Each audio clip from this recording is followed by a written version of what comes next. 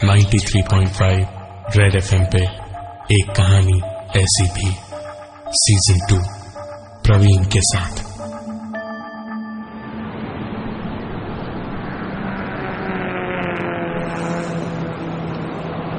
वैभव, शशांक और अनुराग ये तीनों दोस्त घूमने निकले थे एक ट्रिप पे। दिन भर वाटर स्पोर्ट्स के बाद चांद की रोशनी में आधी रात को बीच पे गाड़ी अपनी दौड़ा रहे थे और उनके चेहरों से लड़ती हवा और समंदर की लहरों का शोर इतना था कि उन्हें और कुछ सुनाई ही नहीं दे रहा था।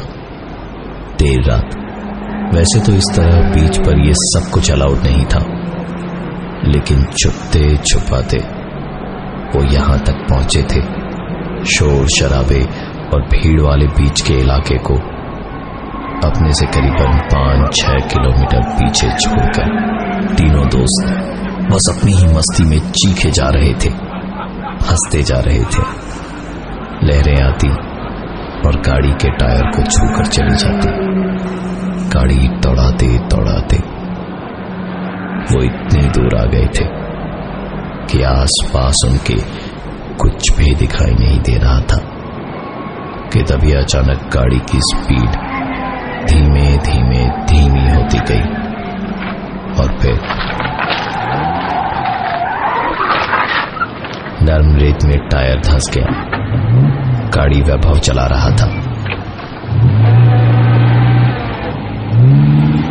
पलटकर उसने शशांक को इशारा किया तो शशांक उतरा और टायर निकालने की कोशिश करने लगा, लेकिन कोई फायदा नहीं हुआ। कुछ देर के बाद एक आइडिया आया तो एक ईंट उठाकर लाया और फंसे हुए टायर के नीचे लगाया और एक बार फिर से उसने कोशिश शुरू की, लेकिन इस बार भी कुछ नहीं हुआ। इतना सब कुछ देखने के बाद अनुराग भी उतरा और दोनों ने मिलकर गाड़ी को धक्का लगाया, लेकिन कोई फायदा नहीं हुआ। तभी तीनों दोस्तों की नजर पड़ी सामने से आती एक रोशनी पे। कोई टॉर्च लेकर उनकी तरफ चला आ रहा था। तीनों की सांस में सांस आई कि चलो कोई मदद मिल जाएगी। उसने भी आकर मदद करवानी चाहिए, लेकिन जब सब मिलके गाड़ी को निकालने की कोशिश कर रहे थे तभी चांदनी उस रात में ज्वार धीरे धीरे बढ़ता जा रहा था। पानी चढ़ता जा रहा था और लहरें किसी दीवार के जैसी बड़ी होती जा रही थी। इन सारी मुश्किलातों के बीच अचानक एक बहुत बड़ी लहर उनकी गाड़ी से आकर टकराई और लगभग सबको डुबो दिया। गाड़ी का निकलना तो अब मुश्किल से भी ज्यादा मुश्किल था और वो टॉर्च वाला इंसान भी कहीं दिखाई नहीं दे रहा था। लहरें धीरे धीरे बढ़ती जा रही थी और गाड़ी से बार बार टकरा रही थी। जब पाया कि अपनी जान बचाना ही सबसे ज्यादा जरूरी है तो तीनों भागते हुए चट्टानों पे चढ़ के दीवार पर चढ़ गए और वहां से अपनी आंखों से ही अपनी डूबती कार को उन्होंने देखा, जो हर आती लहर के साथ किसी नाव की तरह डोलती और फिर डूब जाती। तीनों क्या करे या ना करे ये सोच ही रहे थे कि तभी एक आवाज उनके पीछे से आई। गाड़ी तो गई, कोई टॉर्च वाला तो नहीं मिला था ना? कहते हैं जिसने भी उसे देखा उसका कभी फिर पता नहीं चला। उन तीनों ने पलट के उस आदमी को ऐसे देखा जैसे बस इस अंधेरे में उसी का सहारा हो।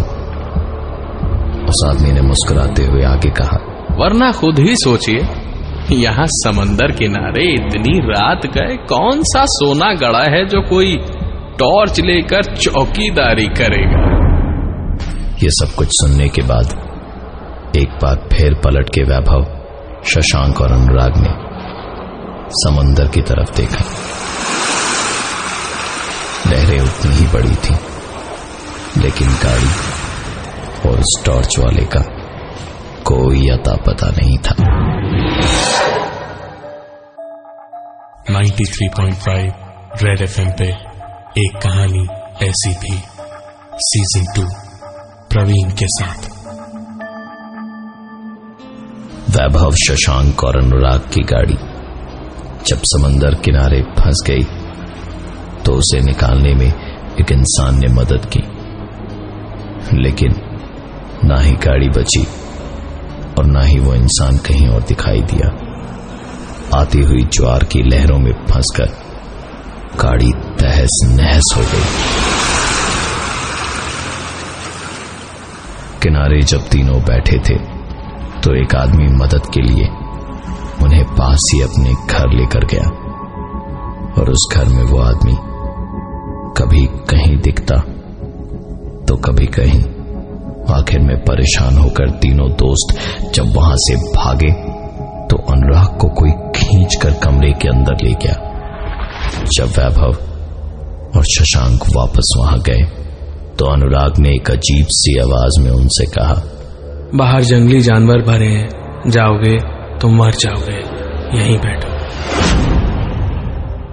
वैभव के चिल्लाने पर जैसे अनुराग का सपना टूटा हो, और हड़बड़ाते हुए वो अपने होश में आया कि ठीक तभी एक लड़की अंदर के कमरे से निकली और उन तीनों को देखते ही उसने कहा, ओह, जरूर आप लोगों की गाड़ी फंस गई होगी बीच पे। पिताजी ले आए आपको यहाँ। घर नहीं, मुसाफिर खाना बना रखा है इसे। अच्छा ये बताओ, टॉर्च कहाँ है? उन तीनों ने टॉर्च के बारे में सुना और अब तो सोच ही लिया था कि चाहे जो हो जाए यहां से उन्हें भागना है। तीनों पूरी जान लगाकर भागे वहां से, और बाहर थोड़ा आगे जाते ही वो लड़की सामने से आती दिखी, जो मुस्कुराते हुए उनसे कह रही थी, कहाँ भाग रहे हो?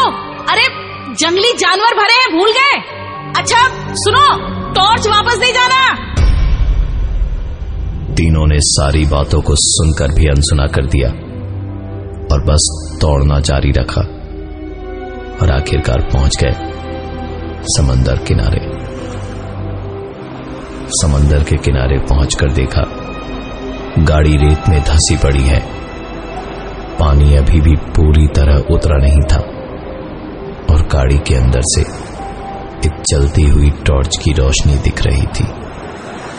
कुछ ही देर के बाद में लहरों की आवाज के साथ चलते फिरते लोगों की आवाज आने लगी।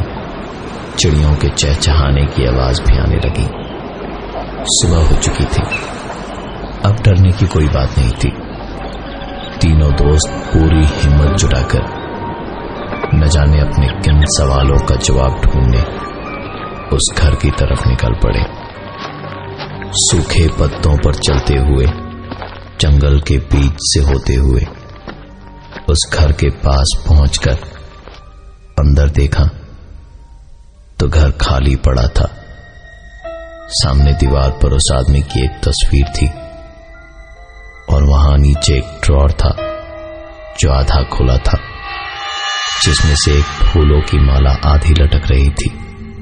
पूरे घर में देखा, लेकिन उन्हें वहां कोई नहीं मिला। तीनों वहां से निकलकर वापस जा ही रहे थे कि सामने से वही लड़की आती हुई दिखाई दी। तीनों के पैर ठिठक चुके थे, सोच ही रहे थे कि क्या करे कि तभी वो लड़की पास आई और बोली, टॉर्च नहीं लाए ना पापा की? और इतना कहते के साथ ही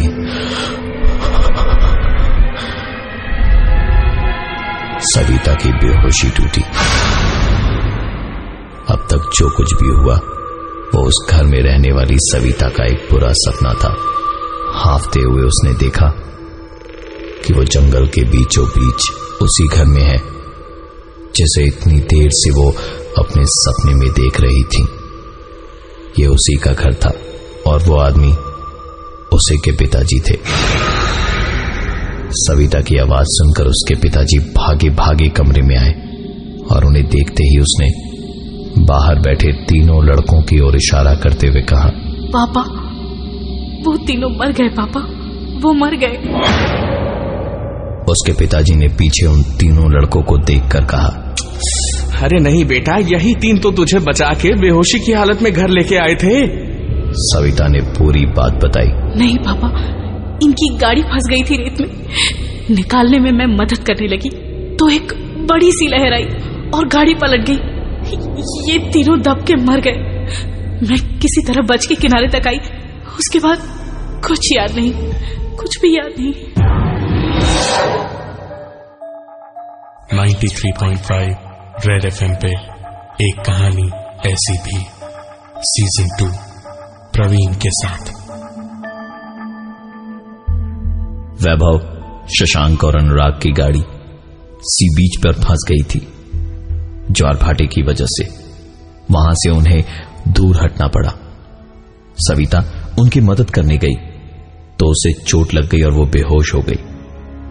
सविता की बेहोशी जब घर में टूटी तो उठते के साथ ही जैसे बौखला सी गई थी और बार बार कह रही थी कि उसके घर में मौजूद वैभव, शशांक और अनुराग तीनों इंसान नहीं हैं, वो तीनों मर चुके हैं। जब उसके पिताजी ने उसे शांत कराते हुए कहा कि वो तीनों ही उसे बचाकर यहां तक लाए हैं, जब वो बेहोश थी, लेकिन उसके बावजूद सविता बार बार बस एक ही चीज कही जा रही थी, जिससे उसके पिताजी को थोड़ा शक हुआ। वो उन तीनों के पास गए और कहा, आप बैठिए, मैं चाय के लिए दूध लेके आता हूं। उन तीनों ने मुस्कुरा के सर हिला के हामी भरी, पर कुछ बोले नहीं। दरवाजे से जब बाहर निकले तो वैभव ने मुस्कुराकर कहा, संभल के जाइएगा, बाहर जंगली जानवर बहुत हैं। सविता को घर में अकेला छोड़कर उसके पिताजी निकल तो पड़े थे, लेकिन घर पे बेटी की चिंता भी थी।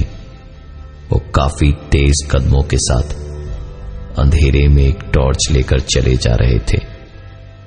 पहुंचते पहुंचते सुबह भी हो चुकी थी। लहरों की आवाज के साथ लोगों की चहल पहल में एक सायरन की आवाज भी आ रही थी। समंदर किनारे की दीवार पे पहुंचकर देखा कि ज्वार भाटे का पानी अब काफी दूर चला जा चुका था और वहां रेत में धसी हुई एक गाड़ी के आसपास चारों ओर पुलिस वाले थे। सविता के पिताजी के देखते देखते ही उस गाड़ी में से पुलिस वालों ने एक नहीं, दो नहीं, 3 लाशें निकाली। उनके कपड़े देख के दूर से ही सविता के पिताजी पहचान गए थे कि वो लाशें किसकी थीं, लेकिन फिर भी अपनी आंखों से देखकर विश्वास करना चाहते थे। दीवार से नीचे उतर के उस गाड़ी के पास तक गए और भीड़ को एक एक करके चीरते हुए पास पहुंच के उन्होंने देखा तो वो लाशें वैभव, शशांक और अनुराग की ही थी। अब वहां रुकने के हर पल में घर पे अकेली सविता की चिंता उनकी बढ़ती जा रही थी। भागते भागते किसी तरह हांफते हुए जब घर के अंदर गए तो देखा सविता 3 कप चाय रख के सामने बैठी हवाओं में किसी के साथ बात किए जा रही थी। उसके पिताजी ने कहा, सविता ये क्या कर रही हो? सुनकर सविता ने कहा, भैया आए हैं पिताजी, उन्हें चाय नहीं पिलाऊंगी क्या? अब ये हमारे पास ही रहेंगे। मैंने इनकी जान बचाने की कोशिश की थी ना, अब ये हमेशा मेरी हिफाजत करेंगे, मेरी हिफाजत करेंगे, मेरी हिफाजत करेंगे। मैं हूं प्रवीण और ये थी आज की एक कहानी ऐसी भी। 93.5 रेड एफएम पे एक कहानी ऐसी भी, सीजन 2 प्रवीण के साथ।